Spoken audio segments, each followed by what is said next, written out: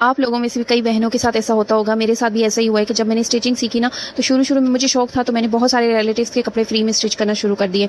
आप यकीन करें, उन्होंने अपना हक ही समझ लिया कपड़े स्टिच करना। अब चाहे मेरे कितने ही घर के काम हो, ईद सर पर हो, कुछ भी हो, मतलब मैंने करके देने ही देने। अगर मैं नहीं करके दूँ तो वो इतना इश्यू बन जाता है मेरे लिए, इतना मसला बन जाता है ना कि ज़िंदगी मौत का ही मसला बन जाता है। कोई नहीं समझता कि आपकी हेल्थ अच्छी नहीं है, चलें आपने एक अच्छे वक़्त में उनको कपड़े स्टिच करके दिए हैं, अब आपके बच्चा है, आपके घर के काम हैं, बहुत सारी चीज़ें हैं, तो आप नहीं कर सकते मैनेज। तो आपको चाहिए कि आप उनके साथ थोड़ा-सा ताउन करें, गुज़ारा करें, लेकिन ऐसा कोई भी नहीं करता है। हर कोई अपना काम निकलवाता रहता है। जब तक उसका काम होता रहता है आप ठीक हैं, जब आप उसका काम नहीं करेंगे तो आप बहुत बुरे हो जाएँगे सबकी नज़रों में। मेरे साथ भी ऐसा ही हुआ। मेरी शादी हुई, मैंने पहले मायके में भी सबको आदी किया हुआ था, फिर मेरी शादी हुई तो मैंने ससुराल में भी सबको अपनी इस चीज़ की आदत डाल दी। अब मेरे लिए इतना मुश्किल होता है ना मैनेज करना।